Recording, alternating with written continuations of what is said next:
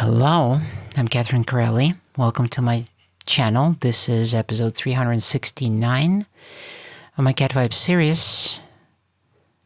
And of course, before we go any further, I want to invite you to join my channel here, to subscribe to my channel and hit that bell notification and enable all notifications, because YouTube, of course, won't recommend you my content unless you enable all notifications.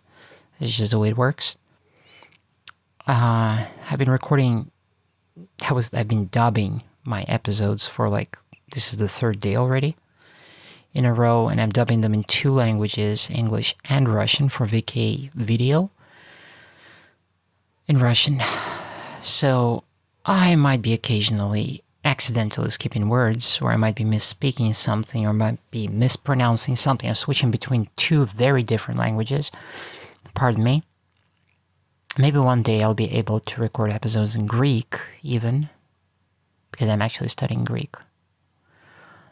This time I'm painting a painting called Derek Wants to Know. Derek, again, is the black cat. This is the most painted cat of the year 2024. Derek is fabulous. This time I wanted to expand and just create a more challenging angle, a more challenging composition. There is a lot of cross cuts, cross sections in this painting because of the angle of the house and the cat approaching and the shadow falling sideways, and then the other shadow from the utility pole, and then Derek's tail and the shadow from him, and the side of the house and the fence and all of this. And the intriguing part of this painting for me here was to encapsulate all of this in a relatively small painting, because this is like 12 by 16, I believe. It's not a large painting. You can see from the size of my hand, the size of the painting. It's not a large painting, really. But I loved every bit of it, frankly. Still, I was trying to be loose. I'm using one of these throwaway brushes, which I never really throw away unless they're completely out of whack. This particular brush is really messed up at this point because there, I'm showing a little bit of the reference, right? You see. This brush is particularly out of whack because I left it overnight and I forgot to wipe out the oil out of it. And as far as I remember, I ran out of Gamsol, so I didn't have any spirits to wash my brush with. And so it kind of got warped overnight. And then the next night I came back to paint. It already was kind of bushy. I still enjoyed that because when brushes become kind of quote-unquote unusable, when they become bushy or they start to get bent out of shape, they become very interesting for quite a while until it's completely unusable. Because now it gives a unique texture. Now it allows to smudge paint and drag it back and forth. It allows to blend in paint into the canvas and sometimes just pull it and leave a peculiar trace. And that's something I love so much about oils, specifically about this dragging of paint back and forth and leaving brush marks. And here I'm using a different brush because I need straighter lines for Derek himself, and I need to add thicker paint. But that previous paint, that previous brush that I was using was kind of bushy and it was kind of bent out of shape already. But that wasn't a downside at that point. It became a feature.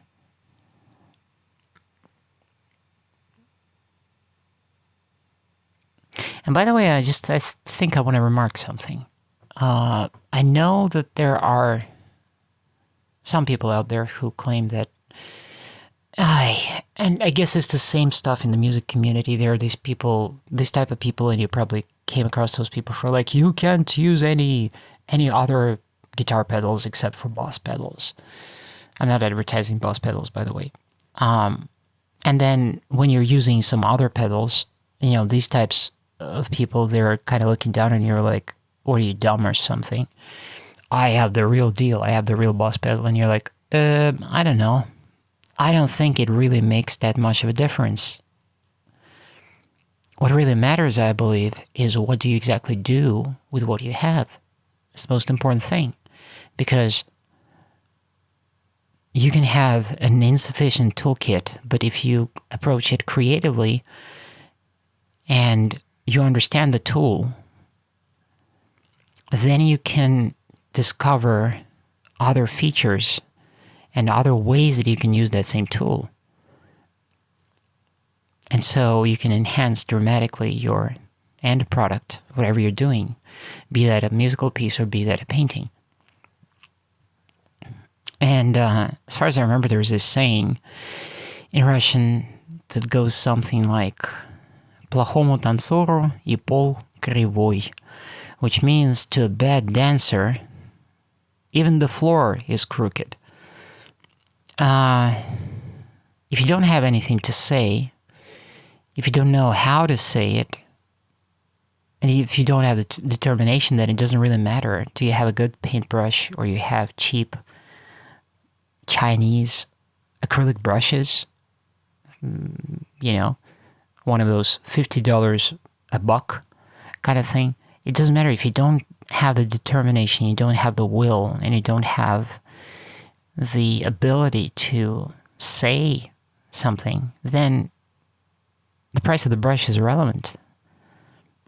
You still won't say anything, even with the best brushes in the world. Even with the best paint in the world, you still won't have anything to say. It doesn't change jack shit, quite frankly. And the same thing applies to music. You can have the most expensive instruments in the world and the best equipment, but if you have bad ideas, or you don't have good ideas at all, you won't be writing good music. That's just how it is. So I kind of don't see it as an obstacle. I'm just remarking, on the sidelines, that I kind of find it funny that some of these people who have this sort of mindset, who sit there and they have these entire forums and they have this entire Facebook groups and discussions here and there, and they sit there and they look down on everybody else, who has poorer equipment, who doesn't have that particular brand of whatever. And they sit there and they shitpile on everybody else, and they look stupid as fuck, quite frankly, and they look retarded. And what's the most amazing thing is that a lot of them are like 20 years older than me. And I'm like, are you really that stupid? Are you really that dumb? You didn't learn the simple lessons of life? By the age of 60? By the age of 70? You're still stuck in the same idiotic mindset. What's wrong with you? It's so stupid. God. But I do come across this kind of vibe now and again amongst some artists, some painters, when like, oh, I'm using only this brush, or I'm using, and yeah, I get it, Sometimes you're just in love with a particular set of tools because you really genuinely just found something that works for you. But then there is also this misconception, I believe, that you have to have a perfect set of tools to get started, and that's just not true. I think you should use whatever you have to get started, and then, create the opportunities for yourself to have, to pick and choose your tools. But there's absolutely nothing wrong with starting with something that isn't imperfect. It's okay. And that definitely shouldn't hold anybody back. Start where you are. Do whatever you can, and then move from there. And I just think that, people who look down on everybody else and allege that you have to have exactly this kind of brush or that kind of brand of paint or this guitar pedal or that particular guitar or this kind of microphone or whatever, they're just assholes, because they are spreading misinformation, and they're discouraging a lot of young people who are starting nowhere and who might be looking for guidance. So this is kind of very confusing, and I don't know. I went off on a long rant. Anyways, this is the end of the episode. Here's the finished painting. Thank you very much for watching, and until next time, ciao.